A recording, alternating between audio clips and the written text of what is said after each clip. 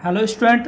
पिछले सेशन में हम लोगों ने पढ़ा था कि किसी गोलीय दर्पण के द्वारा प्रतिबिंब कहाँ कहाँ पर बनता है। अगर वस्तु कहीं पर स्थित है तो प्रतिबिंब कहाँ पर बनेगा, इसका रेखीय थ्योरी हम लोगों ने पढ़ लिया था। एक ट्रिक भी हमने बता दिया था कि आपको याद करने के लिए। अब हमें इसका किरण आरेख के रूप में इसे हमें पढ़ना है, तो हम कैसे पढ़ेंगे।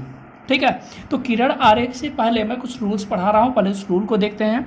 एग्जाम में ये रूल्स तो नहीं आते हैं, लेकिन अगर आप ऑप्टिक्स पढ़ना चाहते हैं, मतलब 10 के बाद आप 12 में भी ऑप्टिक्स पढ़ेंगे, और वहाँ पर पूरी एक बहुत बड़ी यूनिट ही बहुत इंपॉर्टेंट है ऑप्टिक्स। अगर वो पढ़ते हैं तो इन सब चीज़ों को हमें आना आवश्यक है।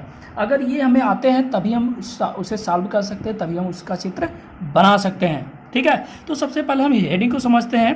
कह रहा है किरण आरेखों का उपयोग करके, ठीक है, गोलीय दर्पणों द्वारा प्रतिबिंब बनाने के नियम।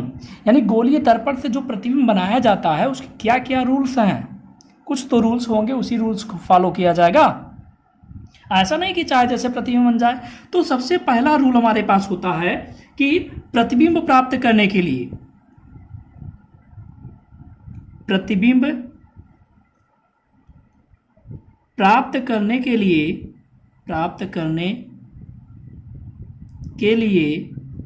प्रतिबिंब प्राप्त करने के लिए कम से कम दो किरणों का चलना कहाँ से, वस्तु से। चलिए मैं यहाँ पर लिख दे रहा हूँ, वस्तु से 2 किरणों का चलना आवश्यक है। यानी अगर हम किसी भी वस्तु का प्रतिबिंब प्राप्त करना चाहते हैं तो उस वस्तु से 2 किरणें चलनी ही चाहिए। जैसे अगर हम समतल दर्पण की बात करते हैं, हमारा जो चेहरा दिखता है वो 2 किरणें चलती हैं हमारे शरीर से, एक ऊपर से एक नीचे से। ठीक है, जितने भी बिंदु उसमें दिखते हैं हर बिंदु से एक प्रकाश से प्रकाश किरणें चलती हैं। तो कम से कम 2 किरणों का चलना आवश्यक है। जिस बिंदु से प्रकाश किरण चलेगी वो बिंदु का प्रतिबिंब हमें दिखता है। बाकी दूसरे रूल्स की बात करते हैं। देखिए, इसके बाद जितने रूल हैं वो सब चित्र की सहायता से हमें समझ में आना चाहिए। ठीक है, क्योंकि चित्र ही आवश्यक है। मैं बात करता हूँ पहले रूल की। अगर हमारे पास कोई अवतल दर्पण है, जैसे मैं चित्र बना रहा हूँ यहाँ पर, ठीक है, अवतल दर्पण का ये मुख्य अक्ष है, ये हमारे पास हम लोग जानते हैं ध्रुव है, ये हमारे पास सी है। किसी भी अवतल दर्पण में या उत्तल दर्पण में मुख्य अक्ष के समांतर चलने वाली प्रकाश किरणें, ये दिख रहा होगा, ये मुख्य अक्ष है, इसके समांतर प्रकाश किरण चल रही है। मुख्य अक्ष के समांतर चलने वाली प्रकाश किरणें यहाँ से जब टकराती हैं तो क्या होंगी, परावर्तन होंगी, और परावर्तन के पश्चात ये मुख्य फोकस से होकर जाती हैं। ये आपको परिभाषा हमने मुख्य फोकस का पढ़ाया था, तो वहाँ भी आपको समझाया था।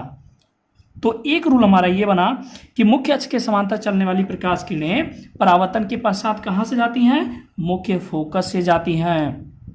ठीक है, चलिए हम उत्तल दर्पण का भी बना देते हैं, क्योंकि ये चित्र आपको आना ही चाहिए, कॉपी में नहीं, ये आपके दिमाग में होना चाहिए क्या है। चलिए, मुख्य अक्ष की समांतर प्रकाश किरण चल रही है, ये परावर्तन के पश्चात मान लेते इस दिशा में चली गई है, तो इसका मतलब है ये यहाँ से यानी मुख्य फोकस से होकर जा रही थी। यानी हम लोग कह सकते हैं मुख्य अक्ष के समांतर चलने वाली प्रकाश किरणें परावर्तन के पश्चात कहाँ जाती है, मुख्य फोकस से होकर जाती हैं। ये हमारा थोड़ा सा चित्र गलत हो गया, क्योंकि ये जो डॉट डॉट हमने खींचा इसी की सीध में होना चाहिए था। इसके लेकर हम बनाएंगे तो सही बनेगा।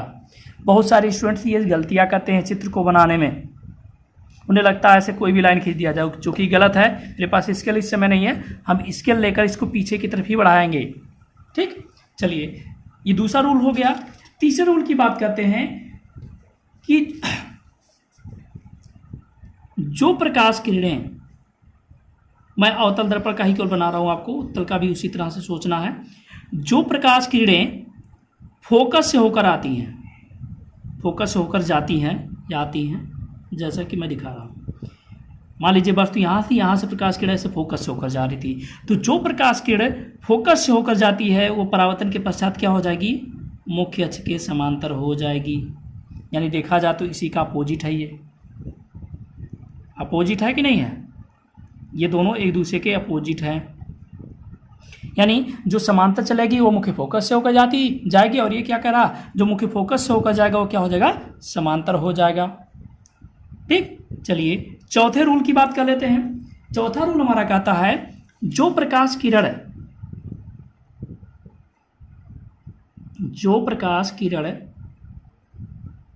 चलिए पूरा पहले बनाते हैं, P हो गया और ये मान लेते हैं C हो गया।